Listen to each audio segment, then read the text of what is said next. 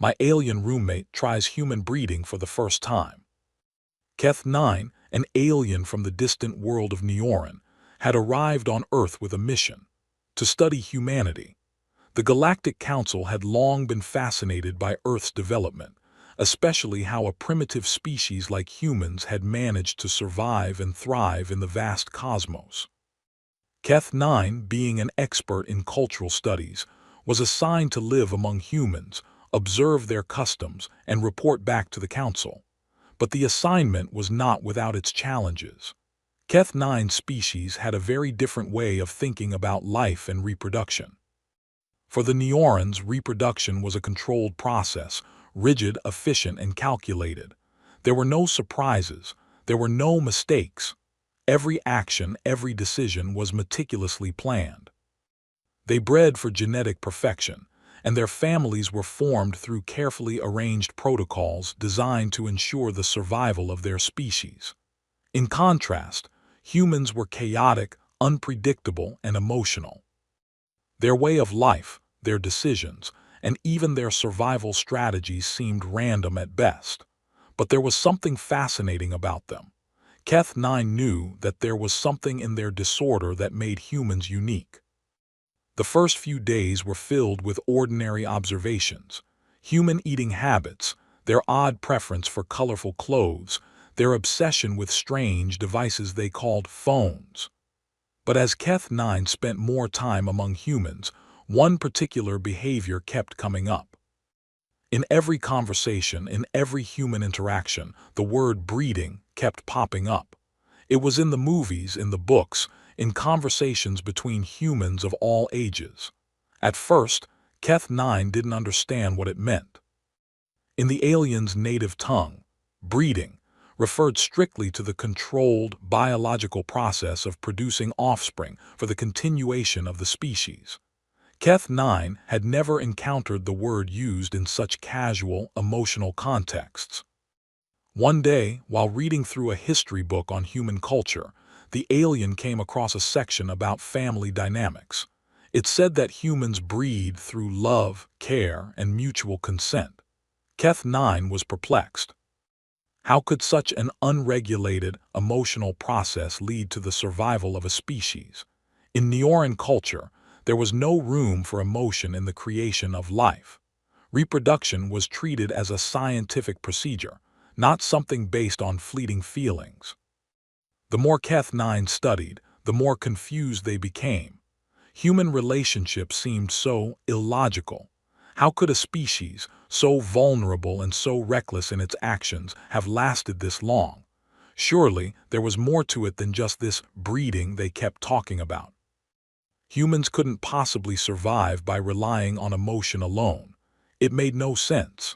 And so, one evening, after a particularly puzzling conversation with their human roommate, Jordan, Keth decided to take matters into their own hands.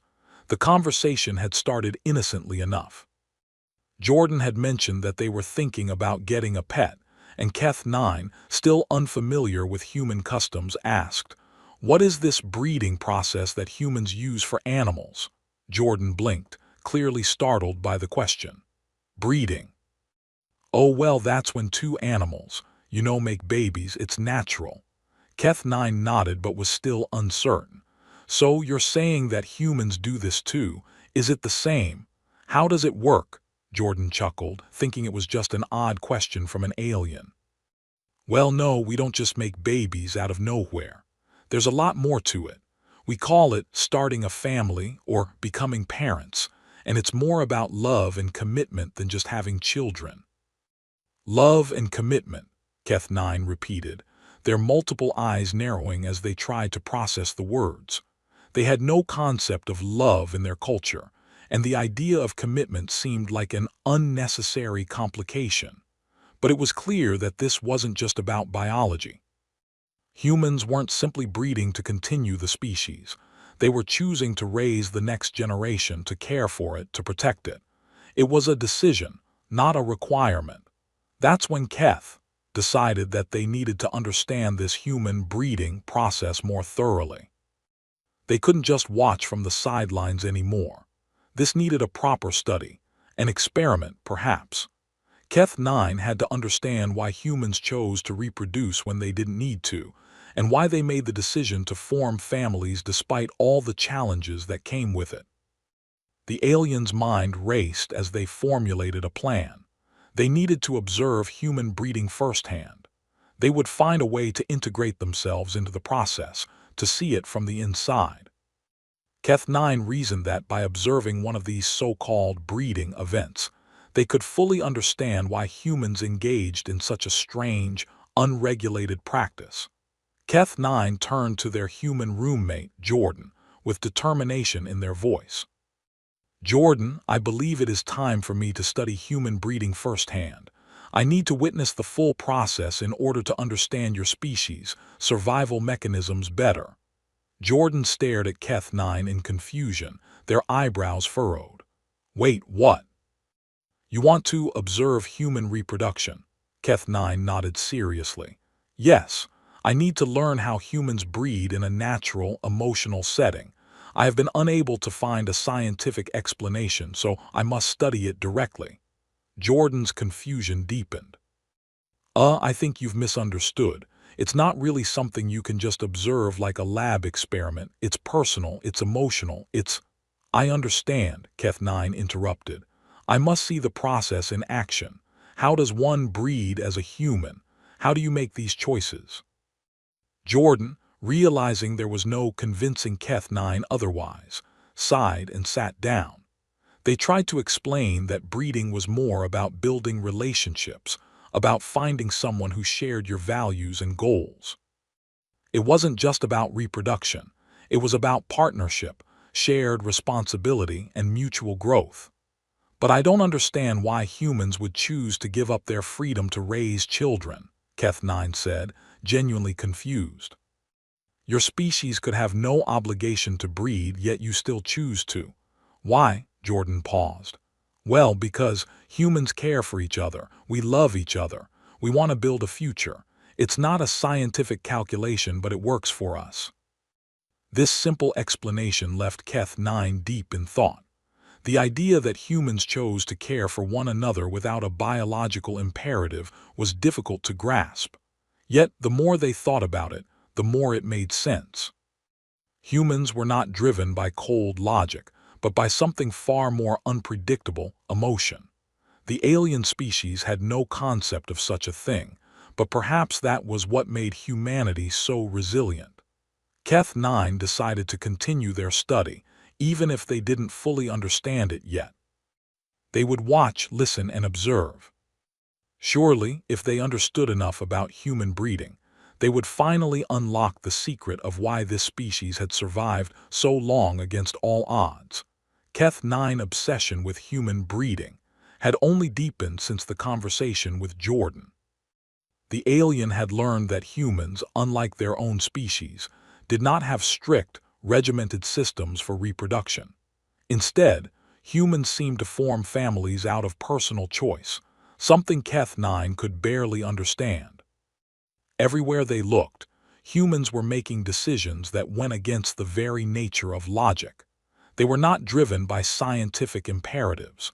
They were driven by emotions, bonds, and responsibilities. There was something deeply human about this idea, but it was still a mystery to Keth 9. The alien decided that the only way to understand human breeding was to observe it, not from a scientific perspective, but from the human experience itself. For the next several weeks, Keth 9 conducted a thorough investigation, speaking with humans from all walks of life. They visited schools, public parks, and even attended social gatherings to observe how humans interacted with one another. They even spoke to psychologists and sociologists who studied human relationships. Everywhere they went, Keth 9 asked the same question: what is the purpose of human breeding? The answers varied, but one thing remained clear: human relationships, and by extension their breeding, were far more complex than Keth 9 had first imagined. Keth 9 found that there were no strict rules or structures to human relationships. Some humans formed romantic partnerships based on shared values or attraction. Others formed families out of necessity, or because it was a natural part of their lives. And some humans chose not to have children at all, living their lives focused on other goals. At first, this only added to Keth-9 confusion. How could such an unpredictable species survive in the harshness of the universe? How did humans continue to thrive when there was no clear biological or social advantage to their ways? Their decisions seemed so messy. In one conversation with a human mother named Lisa, Keth-9 asked, "Why did you choose to have children? Was it a biological necessity?" Lisa smiled gently and shook her head. "No, it wasn't about necessity. It was about love, about wanting to create something that would carry on, something to care for and nurture. It was a choice I made with my partner because we wanted to bring new life into the world, even though we knew it would be hard." Keth-9 processed this answer carefully. It was the same idea Jordan had mentioned before. Humans chose to care for one another, even when it wasn't easy, even when it didn't make sense in the strictest of terms. The alien felt a growing respect for the human ability to form relationships that weren't based on survival or efficiency, but on something far more elusive: connection. Keth-9 observation methods grew more sophisticated. They began to study human history and the way humans had created families over centuries. They found that human breeding was often intertwined with emotions and culture rather than biology. For example, humans had a history of adopting children who were not their biological offspring. In many cultures, this act was seen as a noble one, a way of expanding one's family through care rather than bloodlines. This concept baffled Keth-9, as their own species would never adopt an offspring that was not genetically their own. To them, it was illogical, but to humans, it was a deeply meaningful act. In another conversation, Keth-9 asked a human teacher named Mr. Jenkins, "Why do you think humans adopt children who aren't biologically theirs? Isn't that an inefficient use of resources?" Mr. Jenkins chuckled, as if the question was a curious one. "Well, adoption isn't about resources. It's about love, about creating a family. Some people can't have biological children, and so they choose to care for children who need a home. It's a way of giving a child a chance at a better life." Keth, sensors hummed in confusion. How could humans not see the inefficiency in this? Why take care of someone else's child when there were so many other things that needed attention? Yet, the more Keth-9 observed, the more they realized that it wasn't just about efficiency or survival. Humans wanted to create relationships that mattered. They didn't care about the genetic connection. They cared about the bond, the responsibility, and the love. The more Keth-9 studied, the more questions arose. Could humans actually survive in the universe if they continued to make decisions based on emotional connections instead of practical survival? Keth-9 had to admit that their own species, while logical, had never faced the same challenges as humans. Perhaps it was this emotional strength, this unpredictable love that gave humans their power. Still, the idea of breeding without a strict system of rules continued to baffle Keth-9. In Neoran culture, breeding was efficient. It was a process driven by science and purpose. There was no room for chance, no space for emotional whims. Every decision was carefully calculated to ensure the best genetic outcomes. To think that humans could and did continue their species through something as spontaneous as love was mind-boggling. Keth-9 needed to know more. They couldn't just observe. They needed to experience this human breeding firsthand. The alien had no intention of participating in it directly, of course, but they needed to understand what it meant to humans. They needed to comprehend why humans chose to build families even when it wasn't required. One evening, after a long day of research, Keth-9 approached Jordan once again. "Jordan," the alien said, "I have been thinking. I have studied human relationships and breeding for some time now, and I feel I am beginning to understand the concept. But I must ask, Why do humans form families? What is the real reason behind it? Is it only about love, or is there something more? Jordan looked at Keth 9, sensing the seriousness in the alien's voice. They took a deep breath and said, "You're right to be confused, Keth. It's not about biology or logic. It's about making a choice to care for another person. It's about choosing to protect and provide for someone who will grow into something more. It's about community, about doing what's best for others even when you don't have to." Keth 9 nodded slowly, processing the answer. It was still hard to understand, but there was a growing sense of awe in the alien's mind. Humans didn't just reproduce to survive. They reproduced to care, to protect, to build. The aliens' earlier questions started to fade away as they focused on the larger picture. Humans were not driven by cold efficiency. They were driven by something far stronger, something Keth 9 could not name but knew was there. Keth 9 report to the Galactic Council would need to change.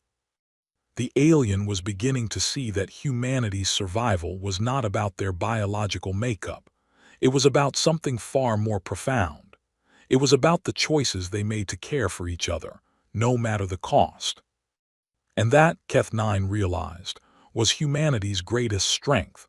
By the time Keth 9 reached the third phase of the study, the alien believed they were finally ready to understand humans properly.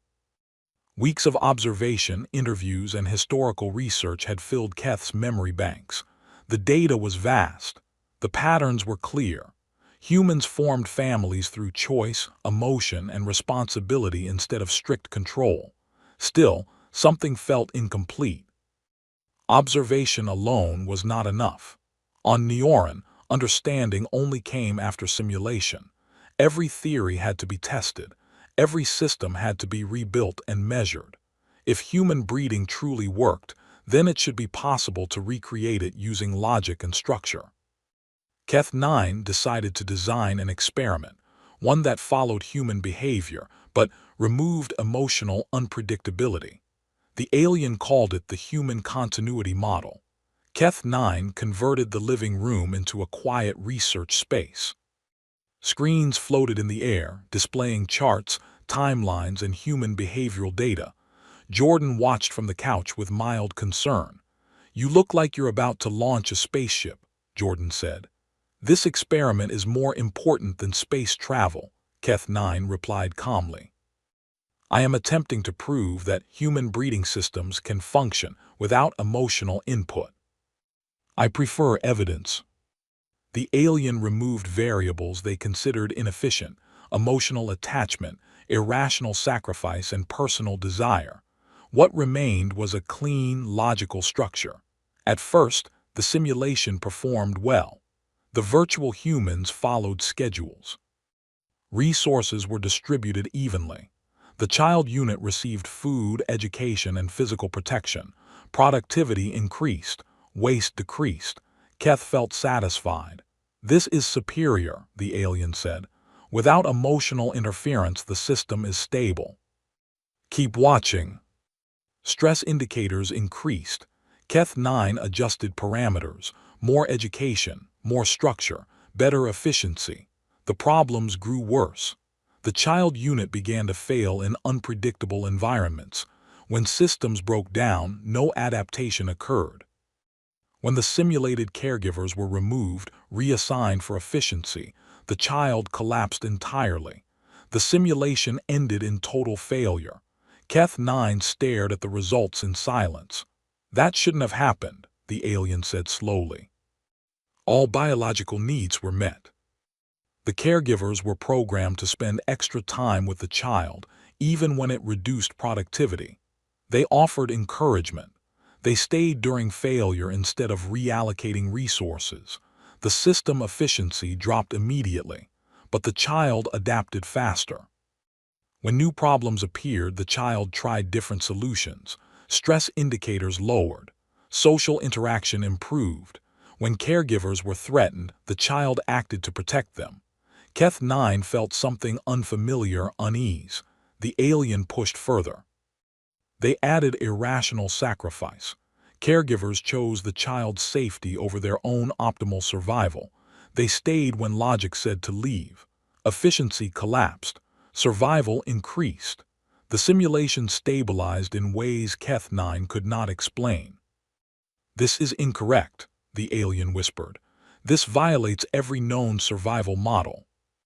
Every time care, attachment, and choice were added, even in inefficient amounts, the system survived longer, adapted faster, and rebuilt stronger after damage. The conclusion was unavoidable. Human breeding was not about reproduction. It was about continuity through care. Keth-9 reviewed historical data with new eyes. Human parents staying awake through illness. Communities rebuilding after disaster. People raising children that were not theirs by blood. None of it was logical. All of it worked. The alien realized something terrifying. Humans were not optimized for survival in stable environments. They were optimized for chaos. Emotion was not a weakness. It was a tool. Love was not a distraction.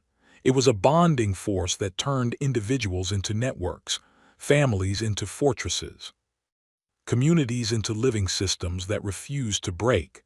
Keth-9 compared this to Neoran society: perfect structure, perfect logic, no emotional waste, and brittle, one unexpected variable, one unplanned crisis.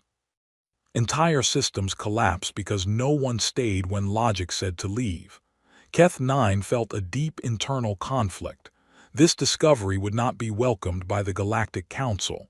Emotion-based survival was considered primitive, inefficient, dangerous, and yet. That night Keth-9 observed Jordan quietly. The human was on a video call with their family. There was laughter, disagreement, support. None of it followed rules. None of it made sense, but it endured. "Jordan," Keth-9 asked suddenly, "if caring for others causes suffering, why do humans continue to do it?" Large sections were deleted. New headings appeared. Human continuity failure under pure logic. Possibly how it treated them. For the first time since arriving on Earth, Keth-9 hesitated, not because of uncertainty but because of responsibility. Humans did not breed because they had to. They did it because they chose to protect the future, even when it hurt. And that choice, Keth-9 now understood, made them one of the most dangerous species in the galaxy. Not because they were violent, but because they never stopped caring. Part 3 ended with Keth-9 staring at the city lights outside the window, realizing that human strength was not built in laboratories or councils. It was built in quiet moments of sacrifice that logic could never explain. Keth-9 stood alone in the quiet room as Earth's night lights filled the window. The city below was alive, full of noise, motion, and endless human activity. Each light represented a home, a family, or a single person choosing to continue another day. The alien had finished the final version of the report. It was not the report the Galactic Council expected. On Neoran, reports were short, clean, and mathematical. This one was long. It was filled with observations, failures, contradictions, and something the alien had never included before: warnings. Keth-9 titled the document carefully. Humans did not use breeding protocols. Humans did not optimize reproduction. Humans did not protect only their own genetics. Instead, humans protected the future, no matter whose future it was. Keth-9 remembered every failed simulation, every model where logic collapsed, every version where efficiency destroyed adaptability. The evidence was undeniable. Humanity survived because it refused to abandon each other. The report was transmitted to the Galactic Council. The response came faster than expected. Within hours, Keth-9 was summoned to a live council session. Massive holographic figures appeared in the air, each one representing a different species. Their voices were calm, cold, and controlled. "Observer Keth-9," one council member said. "Your findings contradict established galactic doctrine. Your own simulations show reduced efficiency." Entire species had removed it from their biology. Humans suffer more, a council member argued. They grieve, they fear, they experience loss. Collapse after collapse. Any logical species would have failed, Keth 9 said. Humans rebuilt every time. Because humans do not calculate worth the same way we do, the alien said. They do not ask who deserves survival, they ask who needs help. No, Keth 9 replied. I am suggesting humanity is dangerous in a way we do not understand. They build bonds that survive leadership changes, system failures, and planetary collapse. Their families are not units, they are networks. Humanity status, unpredictable legacy builders. The session ended. Keth 9 remained still as the holograms vanished. The report had done its job, but something inside the alien felt unfinished. Over the next few days, Keth 9 continued living with Jordan, but the observations changed. The alien no longer saw chaos. They saw structure hidden inside choice. Jordan forgot to lock the door once. Keth 9 reminded them not because it was logical but because it mattered. Jordan noticed. You've changed, Jordan said one evening. Yes, Keth 9 replied. I have updated my priorities. The data was delivered, remaining served no official purpose, and yet Keth 9 requested an exception. The request shocked Neoran authorities. Reason, they asked. Keth 9 responded honestly. Continued observation required. Subject matter cannot be understood remotely. They watched people fail and still be welcomed back. The alien no longer asked why humans bred. The question had changed. Why did humans keep going? One day, Jordan brought home a small child they were helping temporarily through a community program. The child was scared, quiet, and uncertain. Jordan knelt down. You're safe here. Human continuity does not depend on systems, the alien recorded. It depends on promises. Where humans settled, other species survived better. Refugees integrated faster. Recovery times shortened. Conflicts ended sooner. No one could explain it with numbers, but Keth 9 could. Humanity did not conquer the galaxy. They outlasted it. Because when logic said to leave, humans stayed. When efficiency said to abandon, humans carried others with them.